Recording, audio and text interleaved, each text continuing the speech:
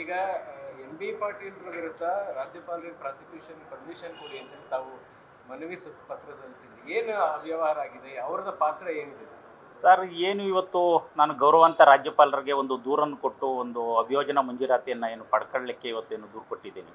ಸಚಿವರಾದಂಥ MB Patil ಅವರು ಅವರ ಇಲಾಖೆ ಅಧೀನದಲ್ಲಿ ಬರುವಂಥ ಕರ್ನಾಟಕ ಕೈಗಾರಿಕಾ ಪ್ರದೇಶಾಭಿವೃದ್ಧಿ ಮಂಡಳಿ KADBಯಲ್ಲಿ ವ್ಯಾಪ್ತಿಯಲ್ಲಿರುವಂಥ ಸುಮಾರು 100 ಎಕರೆಗೂ ಹೆಚ್ಚು CA ನಿವೇಶನಗಳು, ಮೂಲೆ ನಿವೇಶನಗಳನ್ನು ಸಾಮಾನ್ಯ ಹಂಚಿಕೆ ದರದಲ್ಲಿ ಹಂಚಿಕೆ ಮಾಡಿ ಕೊಟ್ಟುಬಿಟ್ಟಿದ್ದಾರೆ.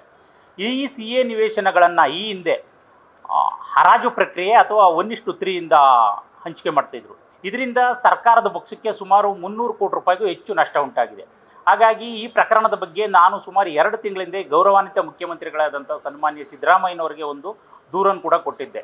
ಹಾಗಾಗಿ ಅವರು ಕೂಡ ಯಾವುದೇ ರೀತಿ ಕಾನೂನು ಕ್ರಮ ಕೈಗೊಂಡಿರಲಿಲ್ಲ.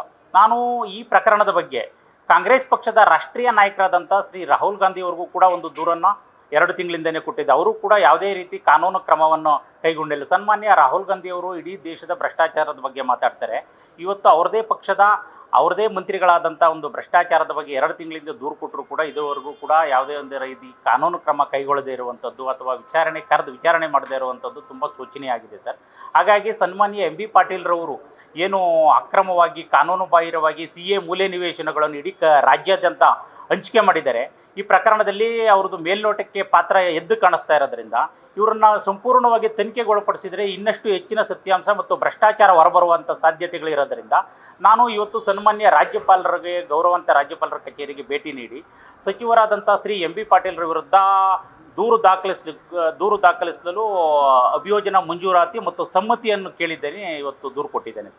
ಏನು ದಾಖಲೆಗಳೇನು ಸಲ್ಲಿಸಿದ್ರು ರಾಜ್ಯಪಾಲರಿಗೆ? ಅಂದರೆ ಅವ್ರು ಕನ್ವಿನ್ಸ್ ಆಗೋದಕ್ಕೆ ನಿಮಗೆ ಪರ್ಮಿಟ್ ಸರ್ ನೋಡಿ, ಇವತ್ತು ರಾಜ್ಯಪಾಲರಿಗೆ ಇವತ್ತು ನಾನು ಸಂಪೂರ್ಣವಾಗಿ ಅವ್ರು ಏನು ಕೊಟ್ಟಿದ್ದಾರೆ ಎಲ್ಲ ದಾಖಲಾತಿಗಳನ್ನು ಕೊಟ್ಟಿದ್ದೇನೆ ಸರ್. ಇವರೇನು ಮೀಟಿಂಗ್ ಪ್ರೊಸ್ಟಿಂಗ್ಸ್ ಮಾಡಿದರು, ಆ ಪ್ರೊಸ್ಟಿಂಗ್ಸ್ ಸಂಬಂಧಪಟ್ಟಂತೆ ಎಲ್ಲ ದಾಖಲಾತಿಗಳನ್ನು ಕೊಟ್ಟಿದ್ದೇನೆ. ಯಾವ ಕಂಪ್ನಿಗಳಿಗೆ ಕಾನೂನು ಬಾಹಿರವಾಗಿ ಹಂಚಿಕೆ ಮಾಡಿದ್ದಾರೆ ಅಂತ ಹೇಳಿ. ಬಟ್ ಇವರು ಅದೇ ಒಂದು ಇದರಲ್ಲಿ ಹೇಳ್ತಾರೆ, ಇದನ್ನು ಮೂಲೆ ನಿವೇಶನಗಳನ್ನು ಹರಾಜು ಪ್ರಕ್ರಿಯೆ ಮೂಲಕ ಹಂಚಬೇಕಂತ ಹೇಳ್ತಾರೆ ಒಂದು ಕಡೆ ಇವರೇ ಅಧಿಕಾರಿಗಳು. ನಂತರ ಅದೇ ಅಧಿಕಾರಿಗಳು ಇದನ್ನು ಸಾಮಾನ್ಯ ಹಂಚಿಕೆ ದರದಲ್ಲೇ ಕೊಡ್ತಾರೆ. ಹಾಗಿದ್ದಾಗ CA ನಿವೇಶನಗಳಿಗೂ ಮತ್ತು ಸಾಮಾನ್ಯ ನಿವೇಶನಗಳಿಗೂ ವ್ಯತ್ಯಾಸ ಇರುತ್ತೆ. ಹಾಗಾಗಿ ಇಂಥ ಆಯಕಟ್ಟಿನ ಮೂಲೆ ನಿವೇಶನಗಳನ್ನು ಕಾನೂನು ಬಾಹಿರವಾಗಿ ಯಾವುದೇ 1:3 ಅಥವಾ 1:2 ಅಥವಾ ಅಂಥ ಹೆಚ್ಚಿನ ದರವನ್ನು ವಿಧಿಸಿ ಹಂಚಿಕೆ ಮಾಡಿದರೆ ಇವತ್ತು KADBಗೆ ಸುಮಾರು 300 ಕೋಟಿ ರೂಪಾಯಿಗೆ ಹೆಚ್ಚು ಲಾಭ ಬರ್ತಿತ್ತು. ಹಾಗಾಗಿ ಇದರಿಂದ ಏನಾಗ್ತಾ ಇದೆ ಅಂತ ಹೇಳಿದ್ರೆ, ಇದರಿಂದ ಸುಮಾರು 300 ಕೋಟಿ ರೂಪಾಯಿ ನಷ್ಟ ಆಗ್ತಾ ಇದೆ. ಇದರಿಂದ 60 ಕೋಟಿ ರೂಪಾಯಿ ಕಿಕ್ ಬ್ಯಾಕ್ ಹೋಗಿದೆ ಅನ್ನುವಂಥ ಒಂದು ಸಂಶಯ ಇರೋದ್ರಿಂದ ಸಂಪೂರ್ಣವಾಗಿ ತನಿಖೆಗೊಳಪಡಿಸಿದರೆ ಇನ್ನೂ ಹೆಚ್ಚಿನ ಸತ್ಯಾಂಶ ಹೊರಬರುತ್ತೆ. ಹಾಗಾಗಿ ಸಚಿವರಾದಂಥ MB ಪಾಟೀಲ್ರವ್ರನ್ನ ಅಭಿಯೋಜನೆಗೊಳಪಡಿಸಿ ತನಿಖೆ ಮಾಡಬೇಕಂತೇಳಿ ನಾನು ಒಂದು ದೂರನ್ನು ಕೊಟ್ಟಿದ್ದೇನೆ ಸರ್. ಇವತ್ತು ಕೈಗಾರಿಕಾ ಮೂಲೆ ನಿವೇಶನಗಳೇನಿದೆ ಅದು ಕೈಗಾರಿಕೆಗಳಿಗೆ, ಹೌದು, ಅದನ್ನು ಕೈಗಾರಿಕೆಗಳಿಗೆ ಕೊಡಬೇಕಂತಿದೆ ಸರ್. ಇವತ್ತು ಇವ್ರು ಯಾರು ಕೆಲವರು ನೈಜವಾದಂಥ ಕೈಗಾರಿಕೋದ್ಯಮಿಗಳಲ್ಲ, ಕೆಲವು ಬೇನಾಮಿ ಕಂಪ್ನಿಗಳಿಗೂ ಕೊಟ್ಟಿರುವಂಥ ಒಂದು ಮಾಹಿತಿ ಇದೆ. ಇದು ಹೆಚ್ಚಿನ ಸತ್ಯಾಂಶ ಹೊರಬರಬೇಕಂತ ಹೇಳಿದ್ರೆ ತನಿಖೆ ಮೂಲಕ ಹೊರಬರಬೇಕಾಗತ್ತೆ.